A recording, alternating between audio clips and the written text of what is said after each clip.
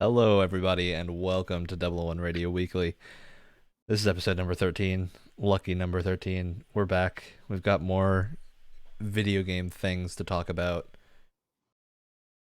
I'm Ryan. I'm joined by our two lovely co-hosts here, Alex Hi. and Wyatt. I'm the lovelier one. Wow, starting off on a great foot. All right. So as everyone knows, we do a game at the start of each of these shows. We got an interesting one this time. So we're talking about guilty pleasure games, and I think one game we could definitely count as a guilty pleasure game is Mass Effect Andromeda. So our game is not actually about guilty pleasure games, but it's about the Mass Effect series. And what I want to do is I want to see if you guys can order the Mass Effect games by how long they take to beat. Oh, okay. All Okay. four of them. Any percent or completion? We're going main story. Main story is the category here. Oh, see, I So was if gonna you're say spamming Andromeda is the main longest. main story. How long do you think each Mass Effect game would take you? And you don't have to tell me the hours. You can, but you need to order them from longest to or shortest to longest. See, I was gonna say that the longest is Andromeda, but like if it's just the story, I feel like that changes things a little bit. It might. I will tell you this: Mass Effect Andromeda has by far the longest completionist time. Well, yeah, because it's like a typical Yeah. modern open world game, and those things take forever. So All right, let's start with Alex. Alex, what is your guess for the shortest Mass Effect game? Mass Effect 1, Okay, followed by. Andromeda, Okay, followed by 2 and 3. 2 and 3. Same time or No, in order, 2 and then then 3. 3. Okay, 2 then 3. so that's you said that's shortest to longest. shortest to longest. Yes. Okay. All right. Okay. What do you think, Wyatt? Alex is on a track here. I'm not going to tell you if it's the right track, but he's on a track.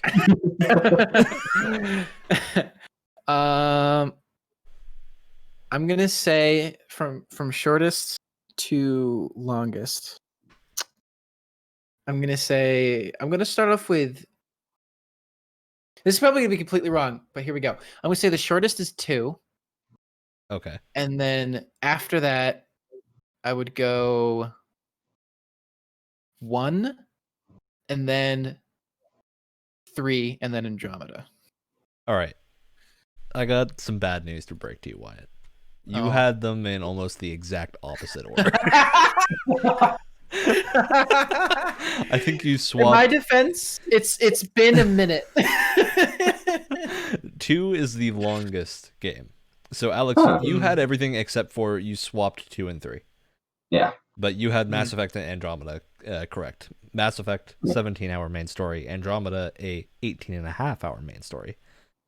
And then there's only half an hour of difference between Mass Effect 2 and 3, but 2 is half an hour longer. Huh. How about that? Well, Yep. don't I feel like a idiot? I feel especially stunned because Wyatt and I have had lengthy discussions about his Mass Effect 2 playthrough and exactly where he went wrong. Well, I think it was compensating because I spent a lot of extra time trying to fix my playthrough. Yeah. I think.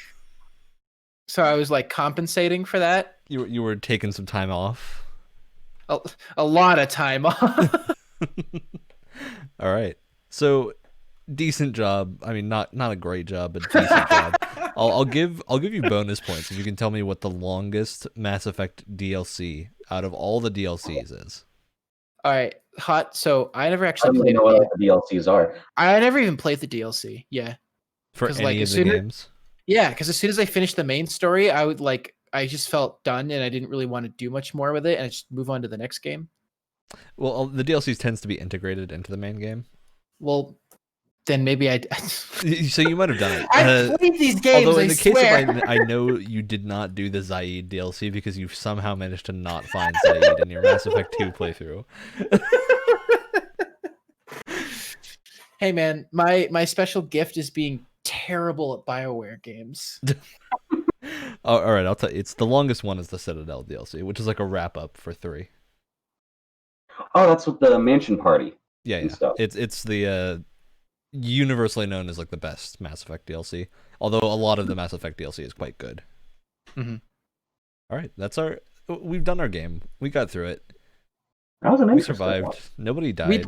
That's kind We of play impressive. We play games around here. Occasionally. Only occasionally. Look. So the topic of this episode is guilty pleasure games.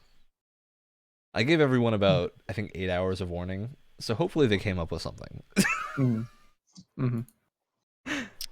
So I have a couple. why don't we start off with Wyatt here? What's Okay. your guilty pleasure, at least your first one that you want to talk about? Okay, so my first guilty pleasure game. Get ready for this. Brace yourselves. Is everyone sitting? Just make sure you have a low center of gravity. My first guilty pleasure game is Aliens Colonial Marines with about 1 million asterisks next to that statement. Because there's 2 things that you have to do before you can enjoy the game. Except for blunt force trauma to the head. That's definitely like 1A. Okay, 1, you have to get it for really cheap, like I did. I got it for like $5 on Alien Day. And B, this is a must. Like this, you should not play the game without installing the Templar GFX overhaul mod, because that mod literally changes almost every single aspect of the game, from sound design to enemy and teammate AI, weapon balancing, lighting, just all sorts of stuff, and it makes it so much better. I did 2 playthroughs of that game because I wanted to give the actual game a chance. I played through it once without the mod, and then I played through it once with the mod, and oh my god, it made such a huge difference because I actually enjoyed myself the second time. Yeah, it's kind of crazy. Oh no, wait, hold on. I played it the first time with the mod, and then I got curious and I did it without the mod the second time. Excuse me. Very important detail. Yes, but I was curious, and the big thing is that the aliens in the when you're using the mod actually move like aliens. They'll, because in the base game without the mod, they'll run around on their 2 feet and just kind of run at you, swipe at you once, and then just kind of sit there and wait for you to attack them, and it's like super not scary at all. But in the Templar GFX mod, they're really, really fast. They'll climb in and out of walls. They'll climb like into weird spaces you wouldn't expect them to go, and they'll try and get behind you. And it's like legitimately terrifying. And it makes your ammo that much more precious. The motion tracker that you have is actually super useful now, because sometimes you lose track of where they are. And then, weapons are balanced a lot better, so they're much more of a threat. It's awesome. Honestly, it makes it so much of a better game if you do that. So those are my 2 stipulations. It's fun, and it's actually a pretty good like Aliens roleplay experience if you get it for really cheap and you have that mod installed. And it's super easy to do so too. All right. So yeah, I think mods, especially if you're on PC, mods make a lot of poor games much more fun. Yep. And I've And definitely sometimes heard Aliens Colonial Marines has its suite of issues that I think all of us know about to some degree, and most people have probably heard of. Don't get me wrong. This game without the mods is terrible and should never have been released in the way that in the state that it was. It's terrible, but put on that mod, and it's actually a pretty enjoyable, like, Aliens role-playing experience. And it's full co-op, which is pretty cool. So, yeah. But is it full co-op with the mod? Yeah, I think the mod supports co-op. That's cool. I'm always a fan of multiplayer mods. Yeah, I actually bugged. No pun intended. I actually bugged a bunch of friends to try and get it on Alien Day so they could play it with me, because it was actually a ton of fun with the mod. So, Mm. Yeah. All right. So, Alex, what's your guilty pleasure? What'd you bring I to show and tell I today? have one that I just love to play, but I don't know. I don't know if it's a guilty pleasure or not because I have no idea how well it's rated or received. I just know whenever I try to talk to people about it, they've never heard of it. Uh, and then I have an iPhone game. All right. Um, but I guess the first guilty pleasure is uh, and hopefully someone here will recognize it. The Professor Layton game series for the DS and 3DS. I do recognize the name, and I can imagine the characters of the game from the cover art, but I've never played one of them. I've It's- heard they're good. I've heard they're good though. Yeah, Like, I mean, generally. guilty pleasure game doesn't necessarily mean the game is bad. It just means that, like, for whatever reason, it's not super popular. Oh, okay. Usually that equates to it's a Okay. bad game, but And mainly, I just think it's not really popular with most of the people that I've talked to because I'm really the only like logic puzzle heavy fan that I've seen in a while. Mhm. But yeah, it's a lot of really good brain teasers with a story wrapped around it. yeah. Um, the the iPhone game is Fire Emblem Heroes, which is Oh, Well, there's a lot to unpack with Fire Emblem Heroes, but I'll just go back to Professor Layton for a minute because we got logic puzzles here. And I think so from what I'm hearing, Layton is like a is it like a detective game? yes. Yeah. That's what I vaguely recall. I think it's on 3DS mostly right now. Yes, they have three trilogies right now. The first three games, the first three games are for the Nintendo DS, and that first trilogy happens much later in the storyline. The second trilogy is sort of like the prequel trilogy. Of course. But the fourth game takes place there is also for the DS. But after that, every game is for the 3DS. Um, Yeah, I vaguely hear about there being a Switch port at some point. I don't know if that has actually happened yet. they have ported two of the games so far to iOS, the first two, which is fun. So I've been replaying those, which are Curious Village and Diabolical Box. So I've already definitely heard of Curious Village before. um, and there was a Switch port of the most recent one, which is sort of a spin-off game. I haven't finished it yet because my 3DS is uh, still at 194, and Yeah. Mhm. but it's weird. It's a lot more episodic in nature. It's not really one big plot line. Okay. Whereas, especially in the original trilogy of the Professor Layton games, holy shit! The stories that they come up with and the twists are so fun. Yeah, I'm gonna ask you, Alex, have you ever played either Zero Escape or Danganronpa? Yes, Which one? Zero Escape. Okay, so I was gonna say Zero Escape sounds right up your alley. Hmm. Danganronpa is a little bit different, but Zero Escape is definitely in that vein. From what I've heard, not Zero Escape, Danganronpa is a little more thriller. Yeah, it's a little more thriller. It's a little more. I mean, it starts out pretty similar to Zero Escape, where it's like a essentially they're. I mean, Zero Escape's pretty self-explanatory. It's like an escape room situation usually. Yeah, I'm a big fan of point and click and escape room stuff. And Yeah. also, what was there was another one, and I'm pretty sure it's either just Zero Escape but by another name, but it was So there's a game called I, the Somnium Files, which is made by the director of Zero Escape, and I, the Somnium Files is one of my favorite games ever. It's available on Switch, and you should 100% pick it up if well you now get I a need to chance, find that. because that game is mind blowing. But it's a little less puzzly and a little bit more. It's got its own style. It's kind of the story's similar to Zero Escape in that it's told in this kind of disjointed way that's really interesting, but the gameplay's very different. It's still fantastic though, I and it's found the game. also Yeah, it's a great game. And Phoenix Wright is another series that, from my memory, seems pretty similar. Yeah. So I picked those up on other game Switch and have been meaning to play through them.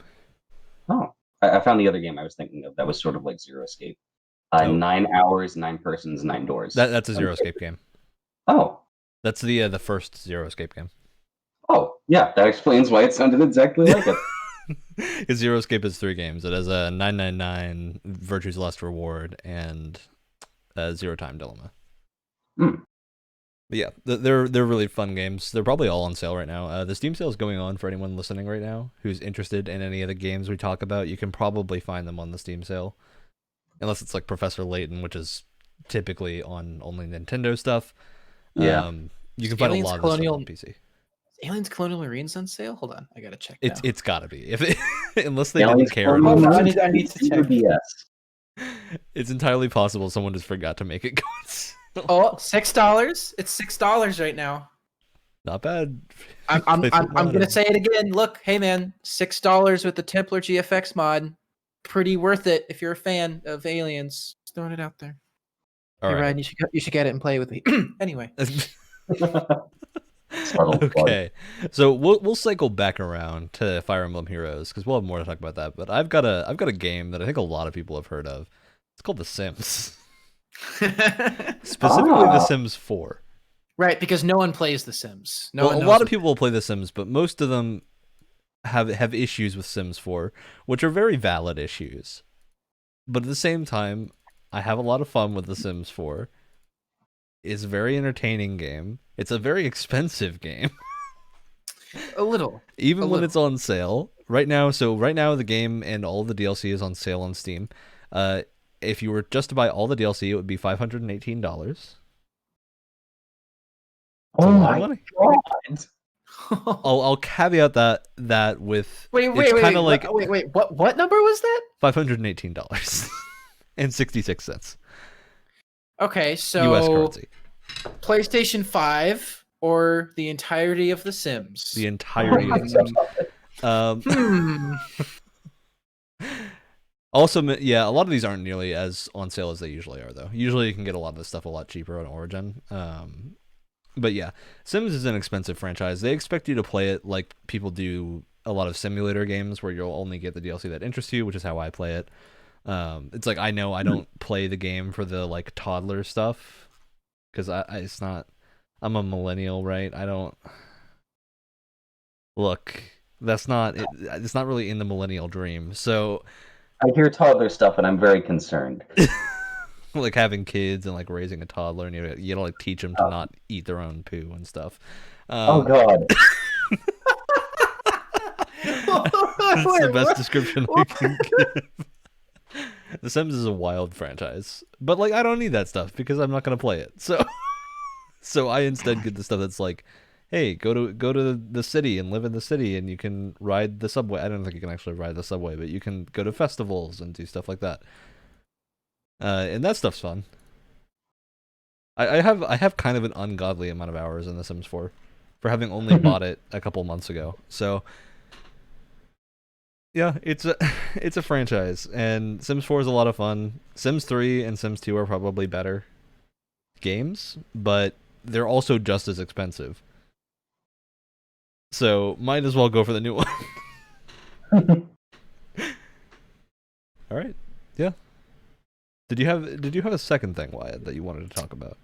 I did. I also have a mobile game, and I'm probably going to lose a lot of respect that I don't have, but I'm going to lose whatever little respect I do have. To this day, as just like a quick little, I'm waiting for the shuttle to go to campus kind of thing. I still play Elder Scrolls Blades on my phone.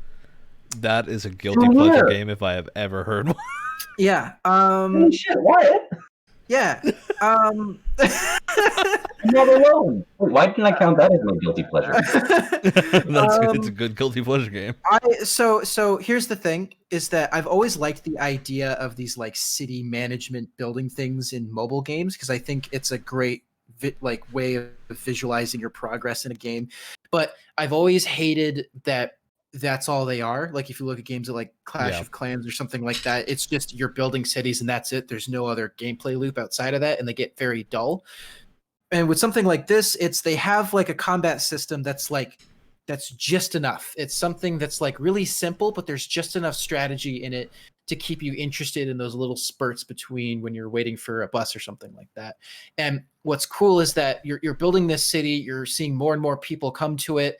You can talk to them for certain quests. There's job boards and stuff like that. You're visually seeing this town grow. And it also, building up that town does a great job of allowing you to become more powerful as a character. So they're both integrated into each other really well. Those two things, the combat and the it's not an open world like when God Howard is talking about like, oh, it's an Elder Scrolls game. It's not, because an Elder Scrolls game is an RPG with a lot of exploration. My Elder Scrolls game. It's not an Elder Scrolls game at its heart, as they'll claim. Yeah, I put it in like the same branch as ESO, where it's a different genre spinoff. The worst thing that I've seen from it, though, that did make me stop playing it for a while, was in a quest, and it was just some off-brand piece of dialogue. And I know the game isn't canon, but they didn't respect any of the lore at all. They said that they implied that wood elves eat plants. Yeah, wood elves eat people. Wood elves are exclusively carnivores. They don't eat plants. Yeah, like the entire lore of the wood elves revolves around them having like a giant hunger ritual and eating people. It's not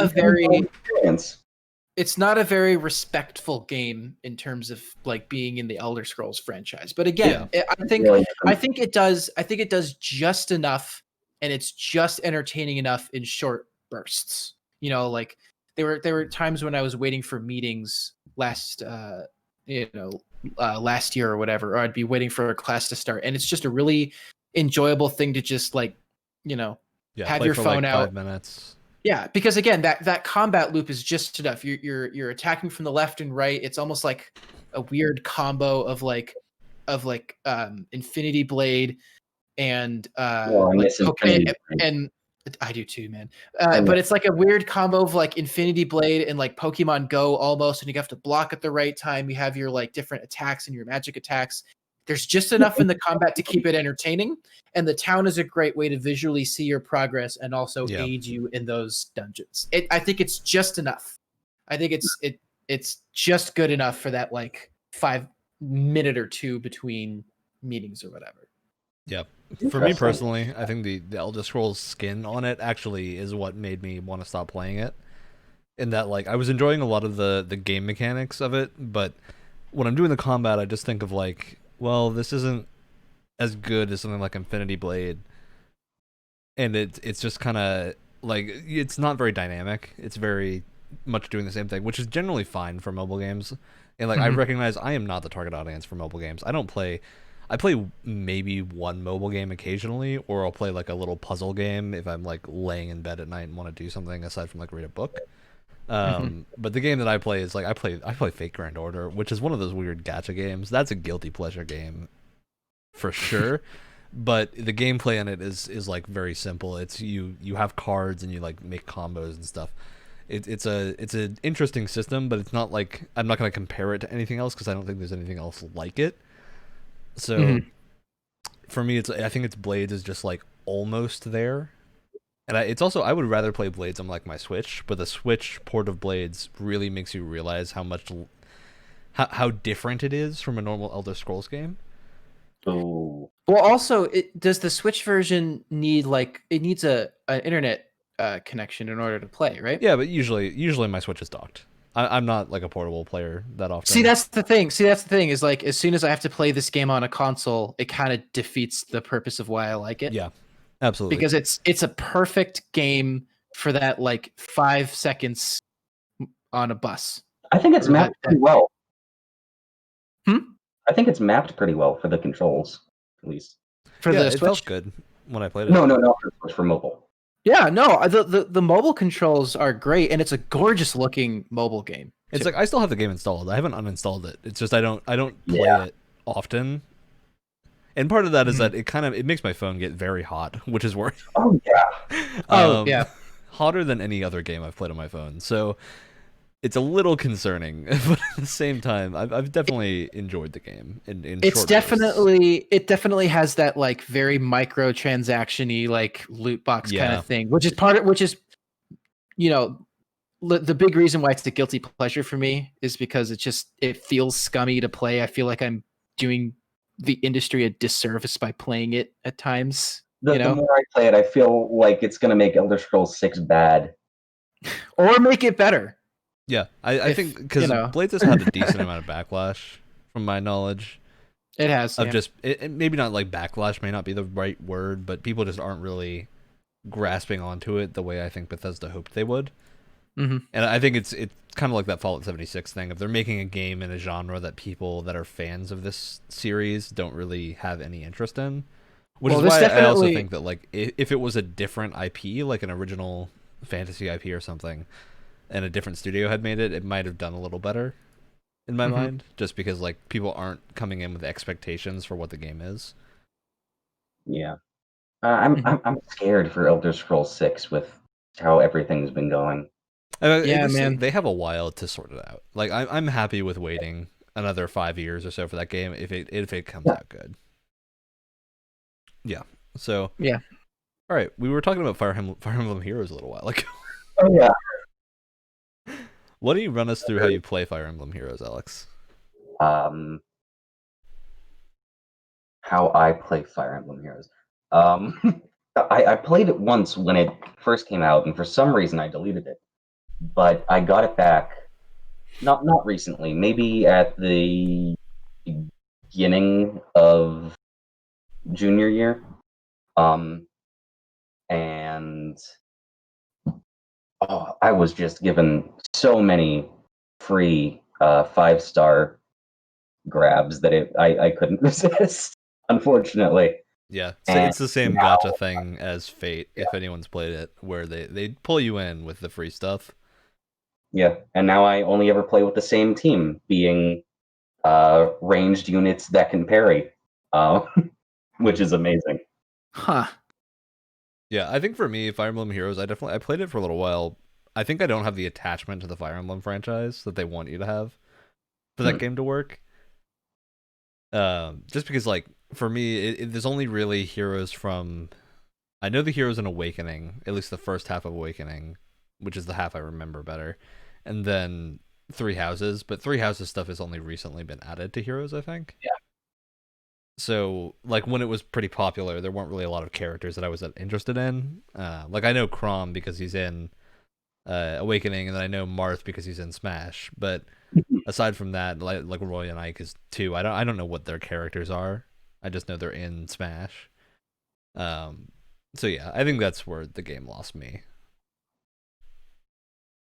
But it seems enjoyable. And I also just like looking at the artwork too, because they employ a bunch of different artists, and you can see the differing styles in the I like when mobile games do that, so you have like a variety of different styles to look at. Yeah. I think it also works for when you're doing like those free events to get people enticed to come back. You can make like a different version of the same character. Yeah, God, they have Easter, summer, Halloween, spring. Not just Easter, but spring. Yeah. Winter. Oh, it's endless how many different versions they have. And then they recently started, like, probably not recently. I checked back a while ago. They included this new buddy system mechanic or something. Other certain characters give other certain characters bonuses. Like a pair system. Yeah, like I think they also called it sibling bond or something like that. Yeah, most Fire Emblem games have something along those lines where you pair units together and they either get stronger in fights, or the unit that is paired that's not the main unit will get like experience and stuff. Yeah. Because I remember that in Three Houses, you could like pair weak units to strong units, and the weak units would get a portion of the experience that the strong units earn. It's like the Pokemon experience share. Yeah, so you can get units that, especially if you have permadeath on, you don't want to risk getting like one shot. You can get them leveled up by doing that. But you have like a limit of like 3 in that game at a time that you can have, so you can't like abuse it. But yeah, Fire Emblem's a unique series. I remember, if I'm remembering Heroes correctly, it's played by on like an 8x8 map Yes, it is. version of normal maps, which I think is really cool because it keeps everything like contained. How big are the normal maps? I've only played. They're huge. I played, They get very big. I played one really early DS version. It's like you of it. can get movement up to like 5 tiles a turn, and then maps can last for a large amount of turns depending on how Oh, wow. crazy they are. So yeah, No, I think it's definitely scaled down. the 8x8 is manageable, and then there's different. Well, and it's not always a square. It can be long or short, but it's interesting. They can vary it up. Yeah, I remember that being a super interesting sell for the game. All right, so does anyone else have other guilty pleasure games they want to bring up? It's not one game in particular, but I've always had a soft spot for Call of Duty campaigns. That yeah, I share that same soft spot. It's look, they're trash. They're not that well designed, and they get old really quickly. But if you just like, it can scratch that same kind of like Uncharted itch for me at times, where like you're in this crazy set piece and you're just kind of along for the ride, and you can kind of enjoy the spectacle of Just it let all. the set pieces take you. And to be clear, there are good Call of Duty campaigns, like legitimately well designed ones. Like 3 that come to mind are the original Modern Warfare. I think that's a great campaign. Black Ops 2 has probably the best campaign. It's nuts. It has like branching story decisions Oh boy, how across about like the spacey one? across like 2 or 3 different like eras in time, which is pretty cool. Ooh. Yeah, it's kind of nuts, honestly. Like if anyone can find like a cheap copy of that game for like the 360 or something, that campaign slaps. It is so and much Black fun. Ops 2 split screen is also incredibly fun. Yes, Because you have like zombie split screen you can do. It's great. Yeah, and then also the most recent Modern Warfare's campaign is legitimately great as well. But yeah, I mean, remember I really enjoyed Advanced Warfare's campaign a while ago. Yeah, and they're not high art at all. But I mean, I played through COD World War II's campaign more recently, and I enjoyed the World War II kind of coat of paint they have on it. They have this cool mechanic where you look at different squad mates and they hand you health packs or ammo. Just like they're really simple and dumb. You can finish them in an afternoon, but man, they're a lot of fun sometimes. Was Advanced Warfare Kit Harington in space? No, that was Infinite Warfare. Yeah, Advanced was the one that was right before the giant like backlash storm that happened with Infinite Warfare. Is that the Kevin Spacey one? I think so. I don't. I think it was. I think it went. It was Advanced Warfare, Black Ops 3, and then. I remember Advanced Warfare had a weird trailer with a bunch of actors in it. Yeah, that people reacted to strangely. It was like a live action trailer. There was like a moment where someone like, because it's from a first person perspective. Yeah, and there's like a guy. You're on like a tank or something. I vaguely remember this. Yeah, it's like he like gets knocked out of a building, and then there's this like lady. He's like, "Hey, what are you doing?" And it's this like, she looks like she's straight out of a Michael Bay movie, and then it cuts to just it's a goat, and then because you were like knocked out or something. There's a weird thing. I've played the entire Advanced Warfare campaign. I don't remember any of this from that campaign. I don't remember it has a single nothing to do with detail anything about Advanced Warfare's campaign. I just remember enjoying it. See, that's the problem. Standard Call of Duty character. Yeah. Yeah, I know for me, I have another, aside from The Sims, I have another guilty pleasure like genre that I go to, which is free to play MMOs. So that's a very Ryan thing to say. Oh yeah, absolutely. Because so I very rarely get to max level in an MMO. I don't tend to have the attachment to the games to do that. I think the closest probably Destiny, where I've gotten to like max light level before. But I think I might have maxed out a character in World of Warcraft a long time ago. But I've also played, so I've gone from ESO, which is buy to play, but I picked it up for some reason at some point for like $10. So I had that. I played that for a while, a couple of years ago, and then I moved on to I played ArcAge for a while, which I don't know if anyone remembers ArcAge now. I think I they're remember it being a re-releasing it. thing. Is that like Ark Survival Evolved? No, it's a crazy sandboxy MMO where like it's got a lot of PvP stuff, which for me I don't like the PvP stuff very much. It's never been why I play MMOs. So, which is weird because I like fighting games, but for MMO PvP has never been something I really enjoy. So ArcAge I kind of dropped pretty quickly, but like I had fun with that for like a month, and then I went to Blade and Soul, which is this weird. I think it's a Korean MMO that has action combat. It was one of the first like big action combat games besides Black Desert, which I also played Black Desert Online. That game I quit very quickly because the monetization scared me. Oh, It's one of the few times where I've looked at the monetization in a game and been like, wow, I don't understand what I'm seeing and I want out. um, although I do remember Black Desert has some cool mechanics. Like you can do real supply lines and like become rich in the world by becoming a trader and like doing all this crazy stuff.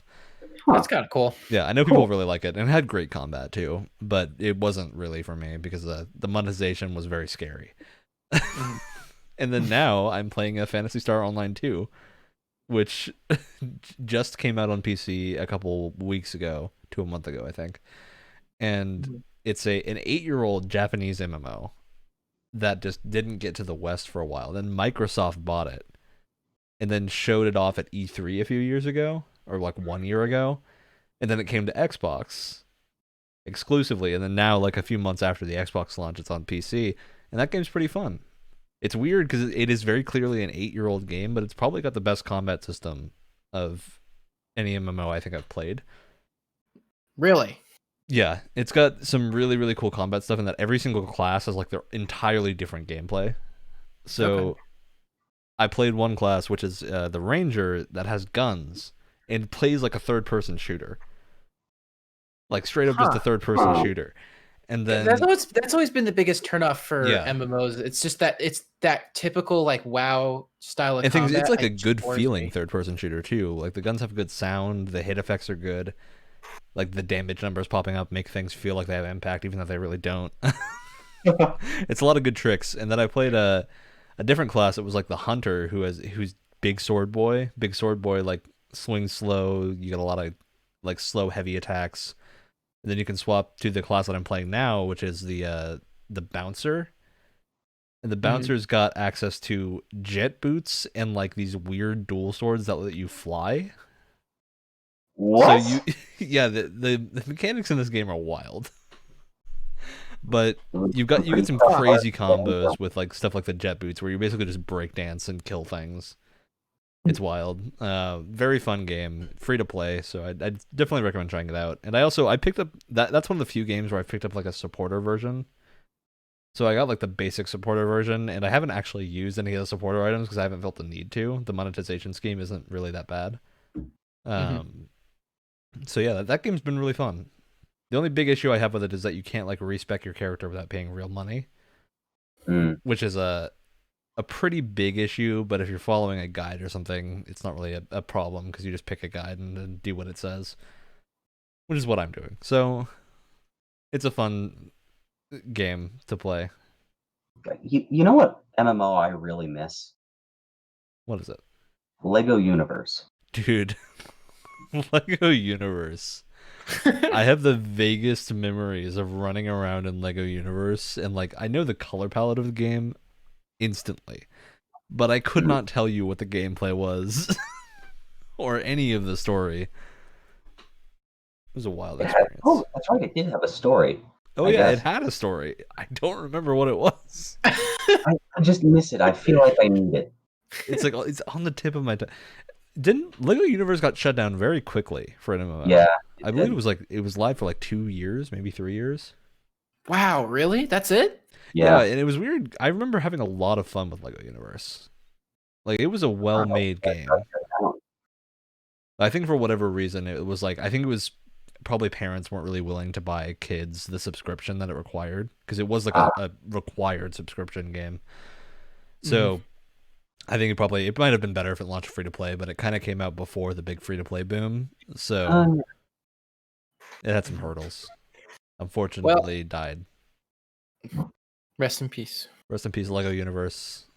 There's another weird Lego game called Lego Worlds. I don't know if anyone here has played that.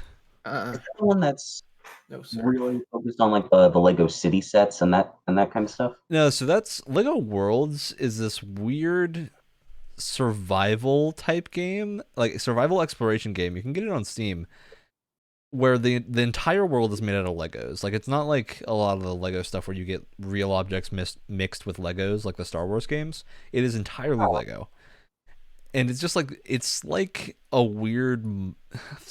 I would compare it to third person Minecraft, but that's really not a great comparison.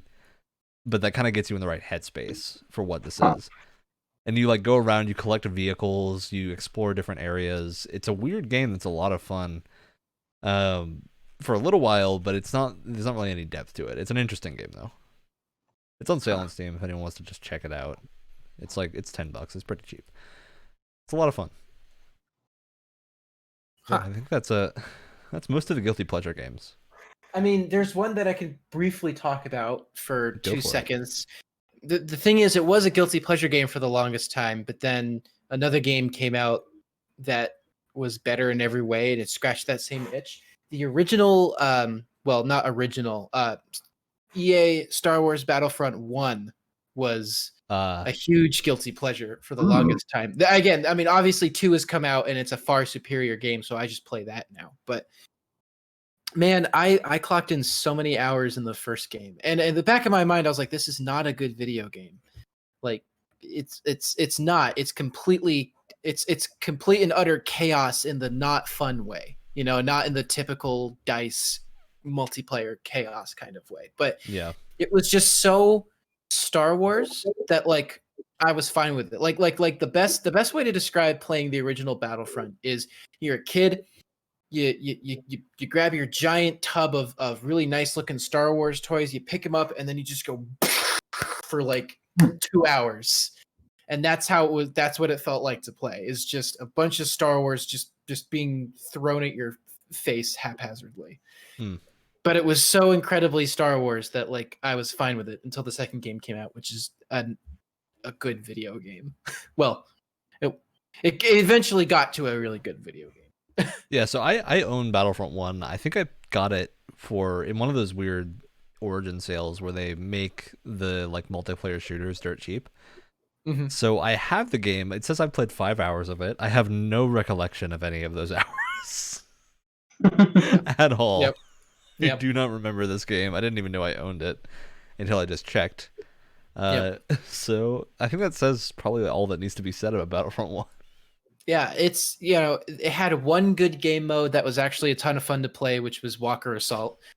But yeah, it was just kind of a mess, but you know, it had good shooting mechanics and it looked like Star Wars, and that was about all I needed at the time. So yeah. Also, actually, I have another good one that I can mention. Has anyone here heard of The Crew? Yes. Is that a driving game? Yes. So The Crew was this weird pseudo MMO that Ubisoft put out a long time ago at this point. They have a second one too, which I think didn't do as well as the first. The first one was like, the big selling point was that you could drive across essentially the entirety of the US, just scaled down. So there'd be like all the important landmarks were there. It was just a small version of the US. Oh yeah. And it was multiplayer and like MMO-esque. So you did like street races with other players and stuff. I had a lot of fun with that game. And I remember the worst part about it was that the driving was very arcadey. It wasn't nearly as weighty as it probably should have been, but it was still fun. And I miss that game. I wish it hadn't died as quickly as it did. No. It was a fun little experience, and it's kind of seemed like they didn't really learn a lot from what went wrong with the first game, so the second game was just more of the first game. Wait, they made a second one? Yeah, they made a second Crew. I did not know that. Yeah, it's been out for like a year at this point, I think.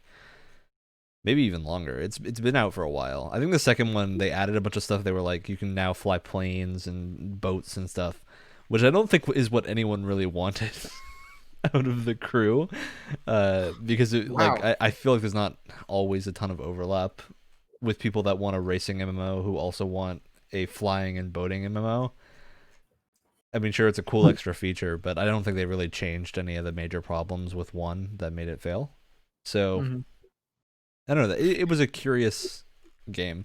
It's interesting that you bring up Ubisoft because I think they make a lot of like guilty pleasure fodder. Yeah, I'm looking at both. I have Origin and Uplay both of them right now, and I'm looking through like all the games I've played on them or gotten from like cheap from Humble Bundles or something Mhm. that I've played for like 10 hours and then been like, what am I doing with my life? Right. Spore is a good example of that. I have Spore. You played Spore for 10 hours? No, I have Spore. I've played Spore for 5 hours on Origin. I also own it on Steam, and I own a disc copy of Spore. It's one of the only like PC game discs that I have for my old Mac.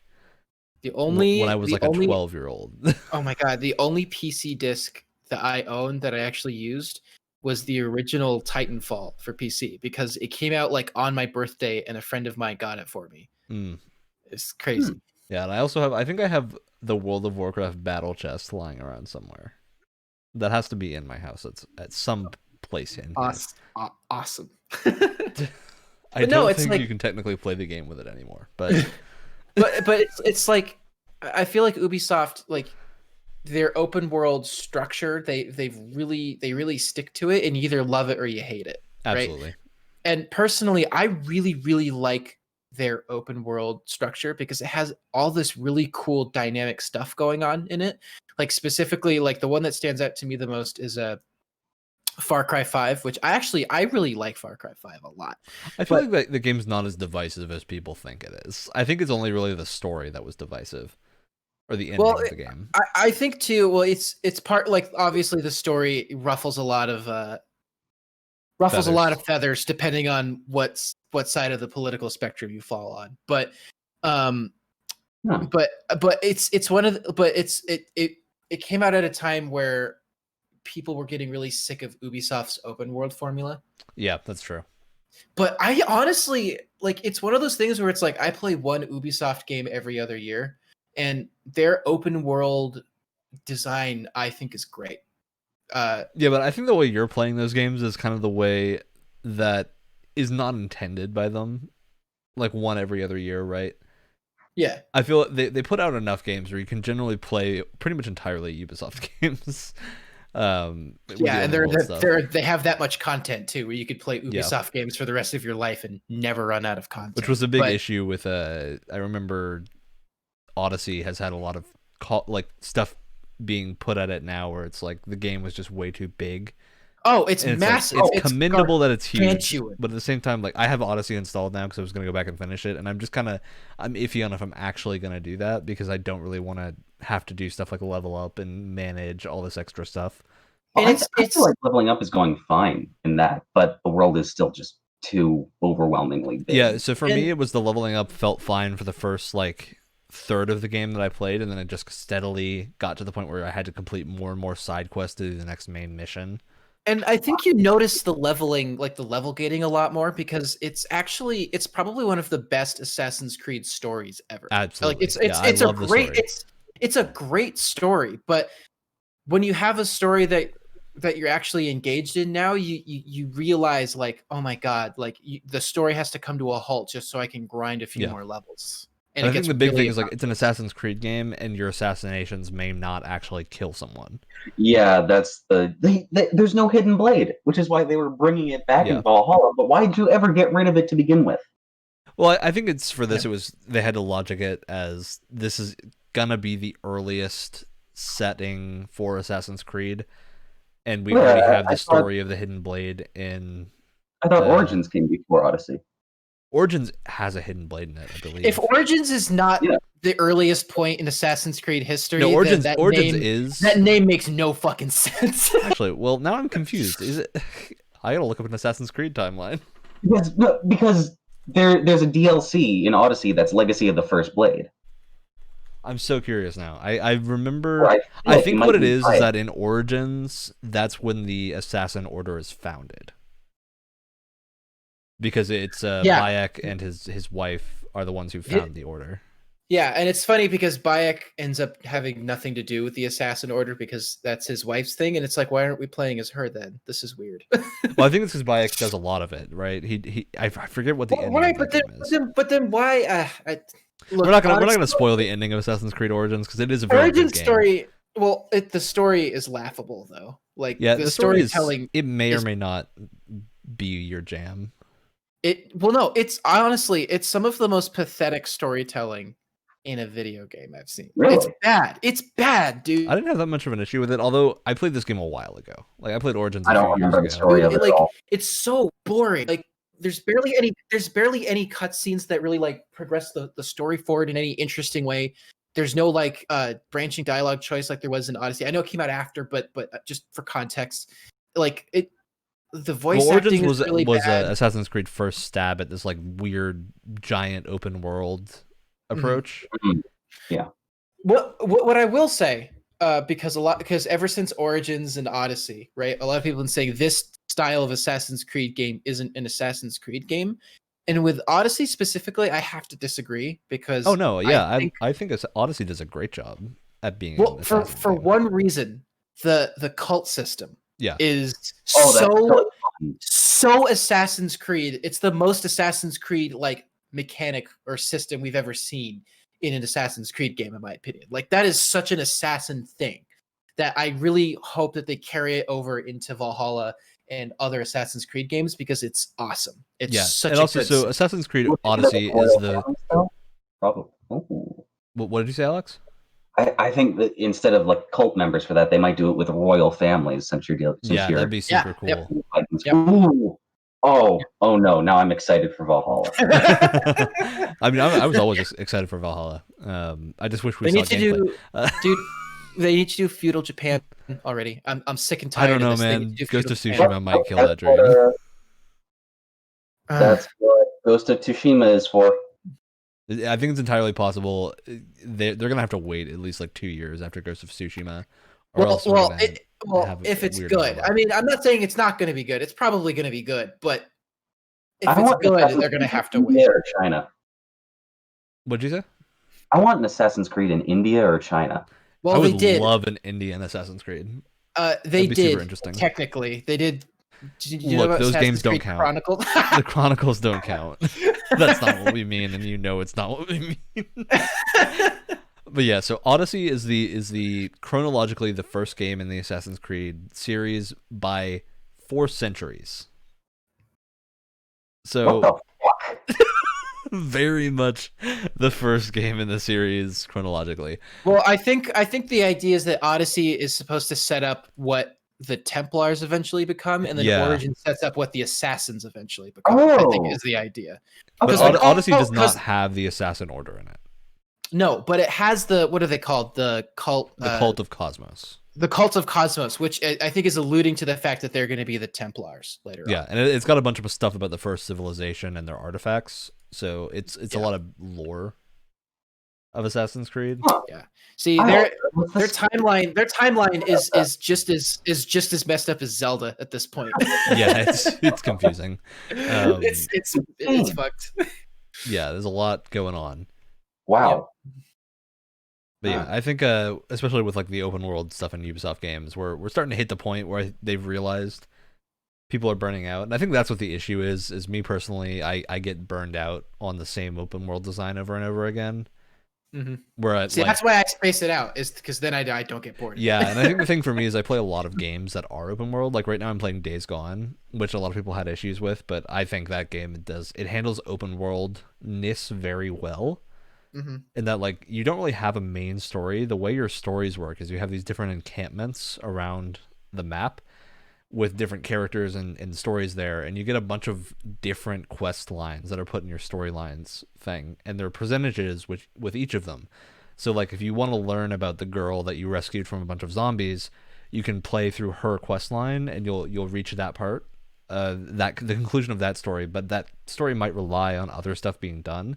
Like maybe you need to know about a certain character and have traveled to a certain camp. I think it's really, really interesting and doing a lot of cool stuff with open world design. That I think Ubisoft games more recently have not been doing, which is also a big part of the reason why I think I'm dreading going back to Odyssey because of that. See, the thing I love about Ubisoft open world games so much is that they usually have a bunch of different warring factions in whatever game they have, and I love it when you just run into it's just this random like, oh, I'm gonna attack this base, but then this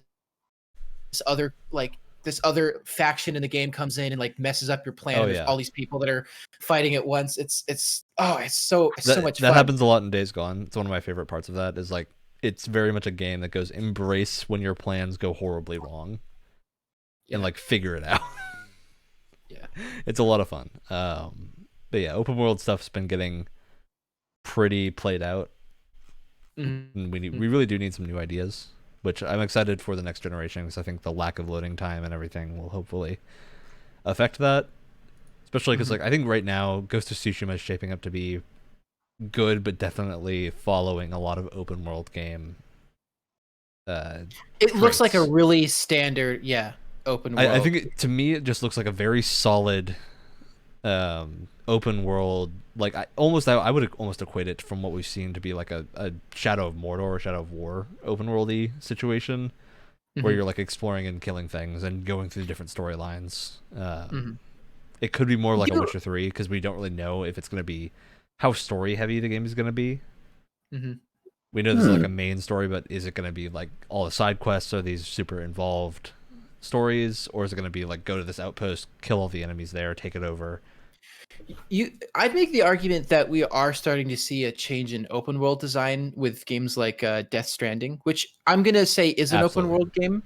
And specifically Traversal, I think that game takes a very different approach to open world games. And so we might see a lot more like that. And so did Breath of the Wild was, I think, the first big pushback to change up what open worlds have been doing.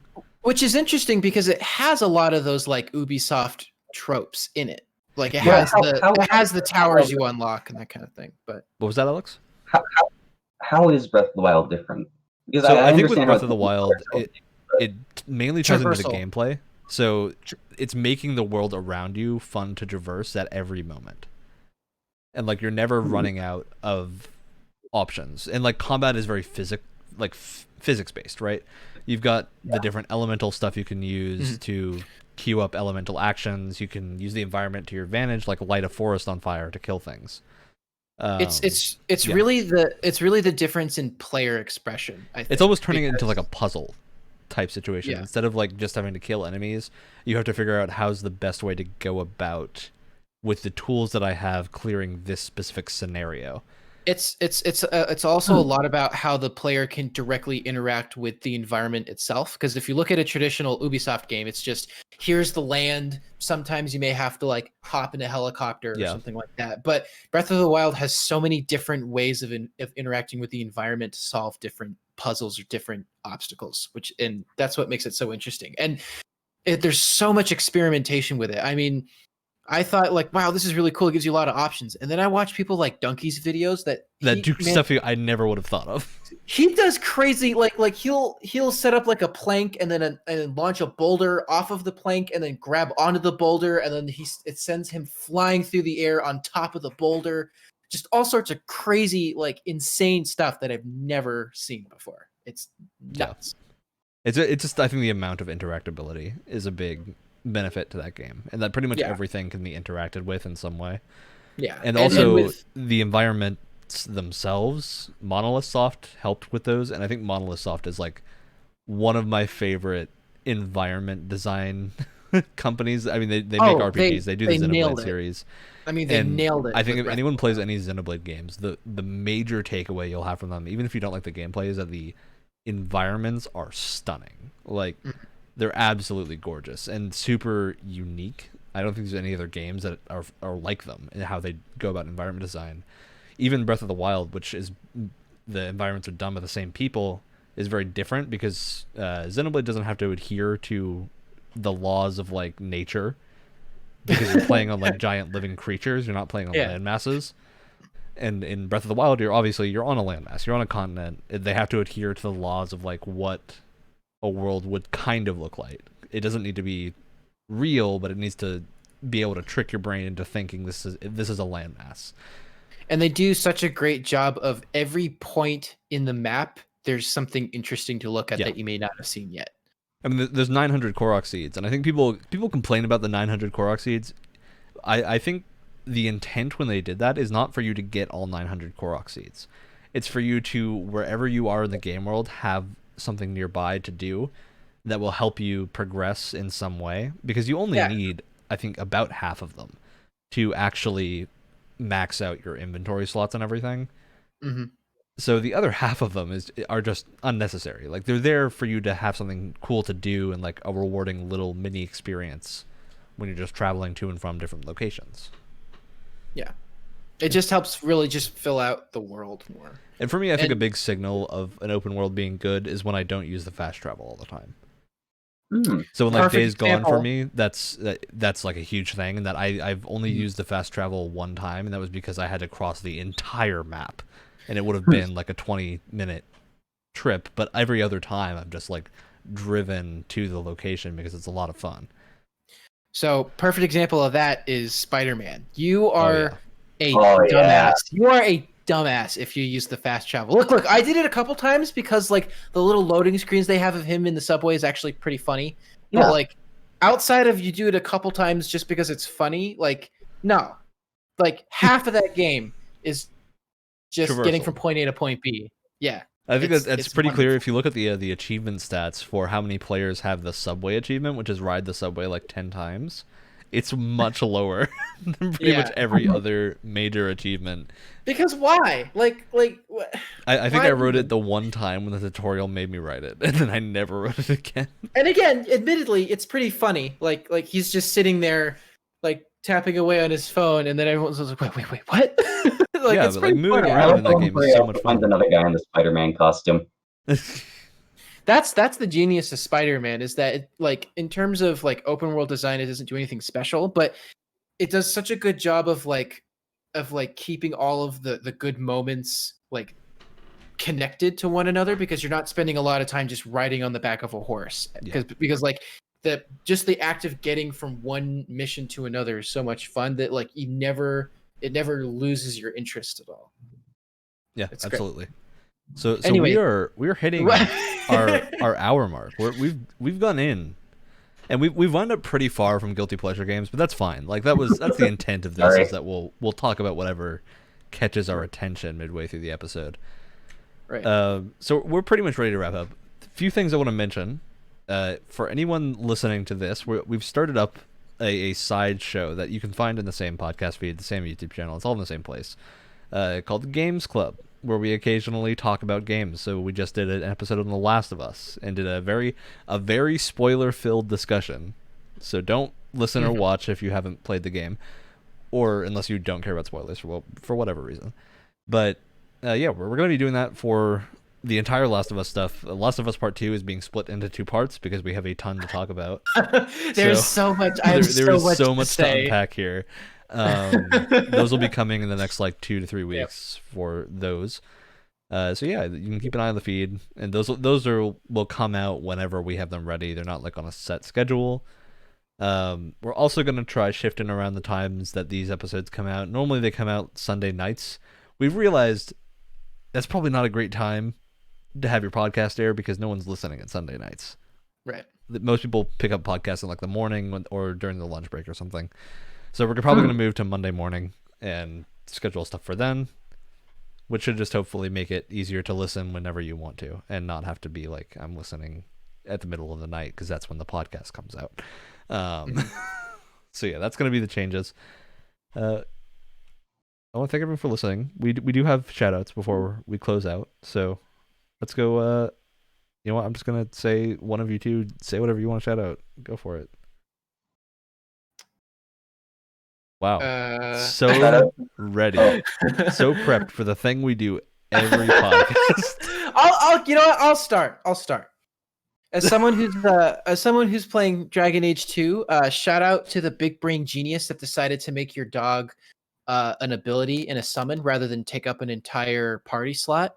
Hats off to you.